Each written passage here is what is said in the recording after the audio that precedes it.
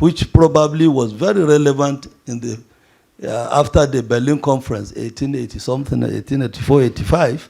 But today, we don't have colonialism to fight as such, because the whole of Africa has been decolonized. South Africa is independent, Namibia is independent, and so is the whole African continent, with the exception of probably some aggression against West. We've got an army base here in Botswana. What is America doing here in Botswana? Why is Africa not in American borders? What do you call that? And you come and say imperialism and colonialism is finished. When people expand their territorial expansion through putting military bases at our borders. There's a military base here. A study has been conducted that a fighter jet that moves from that army base to the Union building will not take less than 2 minutes to bomb the Union building. If a war is declared with America, America does not have to assemble any resource from Washington or anywhere else to come here. They are already here. What do you call that? It's democracy. It's free world. We must celebrate that and say, no, imperialism is no longer there. It's in our head.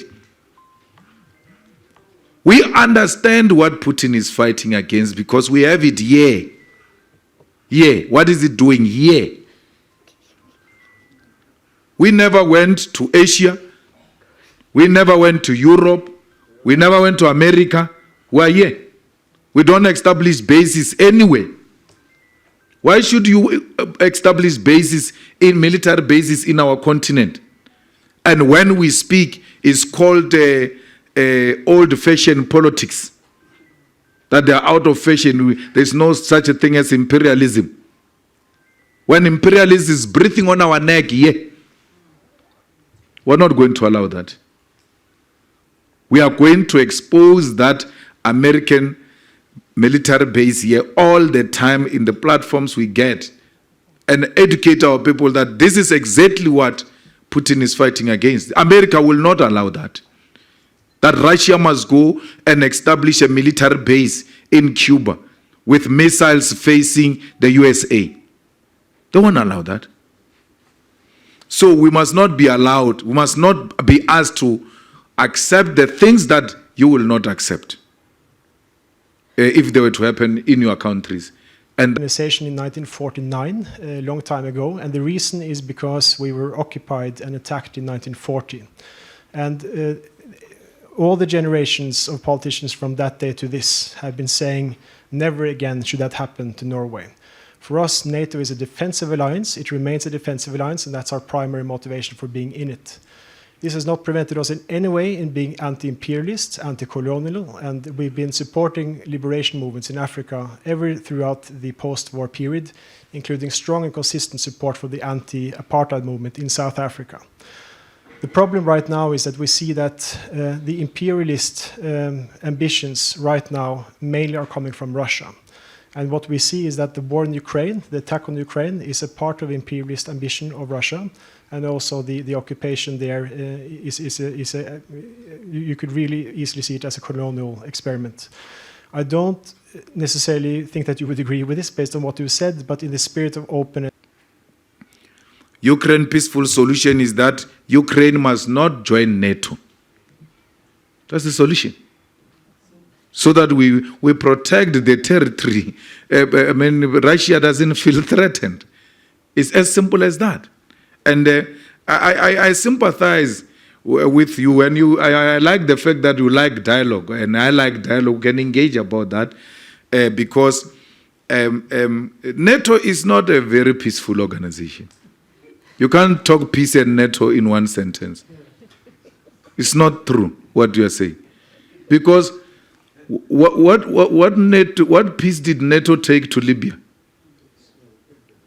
Look at what you did to Libya to date. Because you are going after one man, you destroy the whole country. So if it brought peace in Norway, it has not brought peace in Africa. And our experience with NATO is not what you...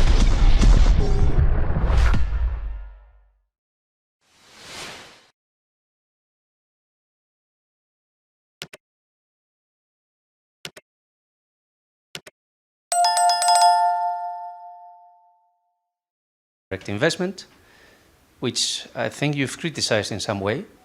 Other thing is cooperation in peace and security, for instance, in Cabo Delgado, which I think I've heard that you've also critical of that. It's done at the request of these countries. So my question is, what would you do differently, and what would be your relationship with the European Union once you become president? What would you change? What would you think we should do differently? And what would you put on the table also as a value proposition for the European Union? Because as you said, we all defend our own national interests. That is something that all diplomats do. So what would you propose to the European Union differently from the value proposition of Africa today, South Africa and Africa? And what would you request from us? How would South Africa... Other mentality. What are you going to ask from us? Yes, don't say, why should it be us who are asking? We're not asking for anything. We're fine. So let's relate as equals, not as a beggar and the big brother supplier. No, we will relate with the European Union. It's a necessary body. We'll relate with it, we'll respect it, and the respect must be mutual, and will engage on what is in the interest of our countries, not what is in the interest of the European Union. We're in a mess now. We've decommissioned our power stations because countries like the USA, like the UK have said to us, no, do away with these things. We're going to introduce green energy. Here's the money and all of that. People took the money. There is no electricity today. So we ought to relate as equals so that no one imposes their ideas on us. We are people, there is no electricity today.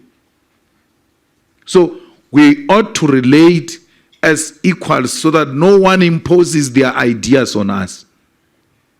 We are people that subscribe to superior logic. Anything that is scientific, anything that has been proven, anything that makes sense, we'll agree with it. It doesn't matter whether it comes from European Union or it comes from BRICS or it comes from China or Russia.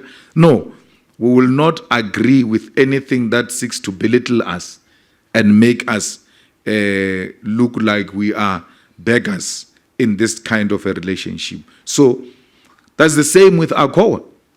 You can't use AGOA to threaten us in terms of our sovereignty and our foreign policy.